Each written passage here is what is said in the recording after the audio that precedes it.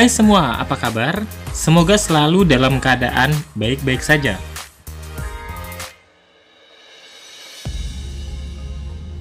Pernah gak sih orang tua kamu ragu untuk memberikan kamu uang?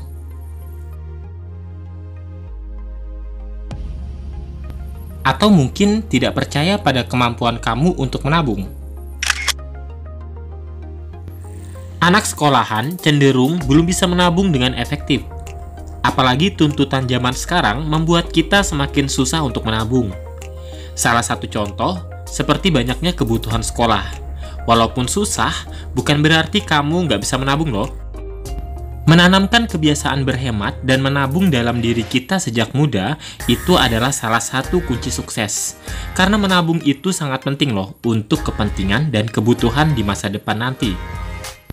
Jika kamu termasuk anak yang boros dan susah banget buat menabung, ada beberapa cara untuk menabung. Yang pertama, menabung secara manual. Kamu bisa menabung secara manual alias secara lama, yaitu dengan menggunakan celengan. Atau dengan membawa bekal ke sekolah, otomatis kamu jadi mengurangi membeli jajanan dari luar dan kamu bisa menghemat uang jajan yang diberikan oleh orang tuamu. Dan sebenarnya masih banyak lagi cara lain untuk mengatur keuangan kamu agar bisa lebih hemat. Nah, berikut aku punya tips untuk mengatur keuangan agar kamu bisa hidup lebih hemat dan teratur.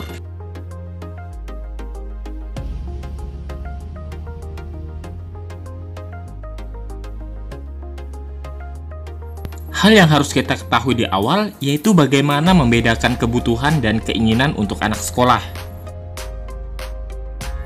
Pertama, mengerti kebutuhan dan keinginan.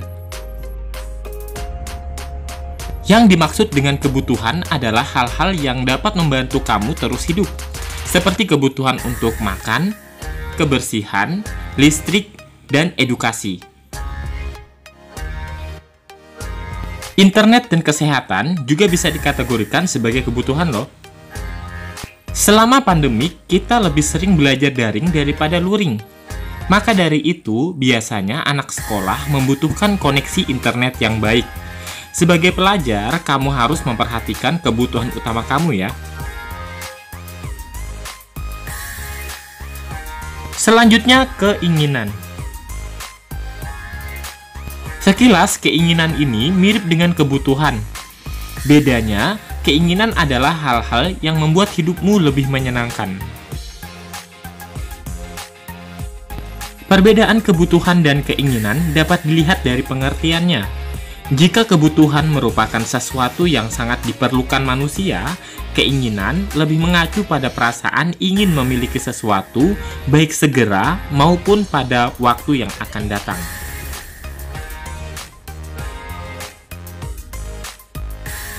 Contoh, keinginan membeli makanan mahal di restoran mewah bersama teman-teman. Atau beli paket internet khusus gaming agar push ranking tetap lancar. Kegiatan-kegiatan tersebut merupakan keinginan karena sebenarnya sebagai pelajar kamu nggak butuh hal-hal tersebut, tapi seneng dong kalau bisa punya. Yang kedua, punya tujuan.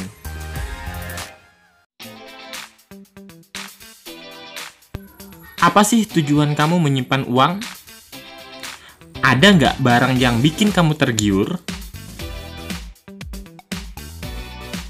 Dan berapa sih harga barang tersebut? Dengan tujuan, mengatur uang akan terasa lebih mudah karena kamu akan lebih was-was dengan uang yang kamu punya. Contohnya, kamu mau banget beli PS5 terbaru, tapi malu dong kalau harus merengek sama orang tua. Kamu bisa menjadikan PS5 sebagai tujuan akhir kamu. Dengan begitu, kamu bisa lebih cekatan dalam mengatur keuangan.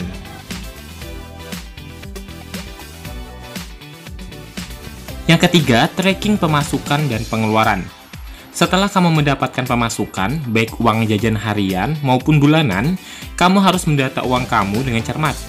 Setiap kamu melakukan pengeluaran, sebaiknya kamu catat dengan teliti.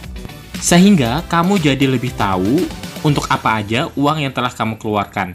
Jadi nggak ada lagi deh pengeluaran goib. Yang keempat, nabung dulu, senang kemudian. Menabung itu nggak ada ruginya. Yang rugi adalah saat kamu terkena hal yang tidak diinginkan dan kamu tidak punya uang untuk mengatasinya. Jangan sampai hal itu terjadi. Makanya penting banget buat anak sekolahan untuk memprioritaskan nabung ketimbang hiburan. Bonus dari aku, tips mengatur uang anti bokeh.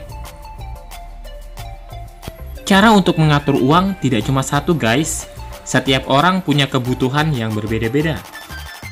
Maka dari itu, cara berhematnya pun tergantung dengan preferensinya. Nah, berikut aku sudah rangkum berbagai cara mengatur uang untuk anak sekolah.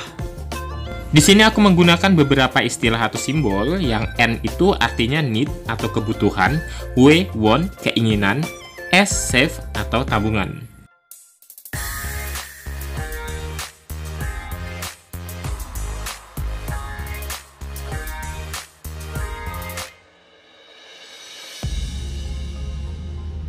Kita mulai dari yang pertama, yaitu rumus berhemat buat yang cari aman. Untuk kamu yang mempunyai kategori seperti ini, kamu bisa membagi pemasukan kamu menggunakan konsep yang biasa disebut 50-30-20. Untuk N atau need-nya 50%, 50% uang kamu digunakan untuk kepentingan yang kamu harus prioritaskan. Kemudian W, want-nya atau keinginan 30%. 30% uang kamu disisihkan untuk keinginan kamu seperti kebutuhan sosial, hobi, hiburan, dan lain-lain. Sementara tabungannya 20%, yaitu 20% uang yang kamu punya disimpan untuk ditabung. Ini cara yang mungkin paling sering ditemui anak-anak sekolah. Jadi bisa saja cara yang satu ini jodoh kamu juga. Kemudian yang kedua, rumus berhemat buat yang pengen happy-happy.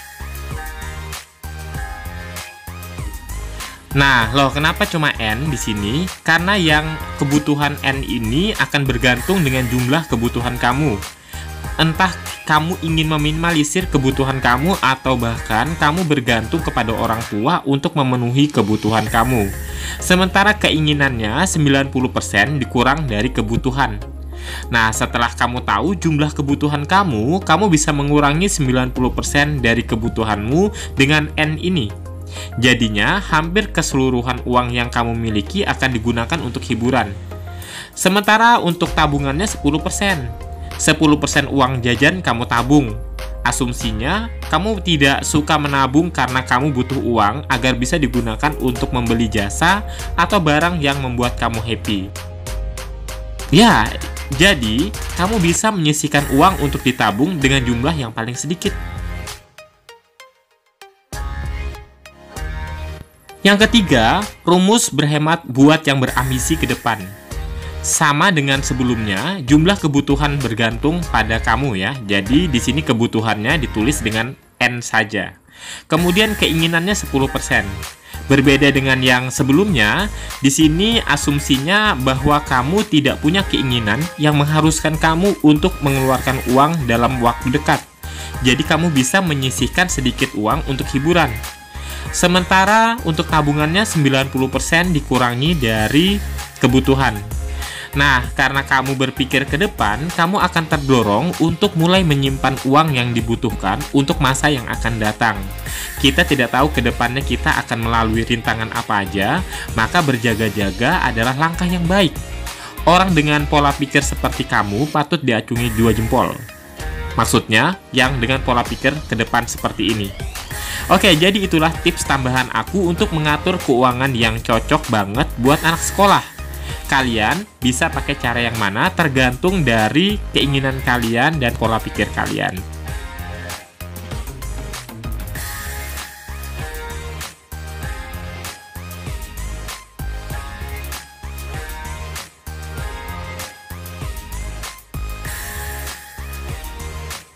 Sampai di sini video kali ini. Terima kasih sudah menonton. Semoga bermanfaat. See you next video.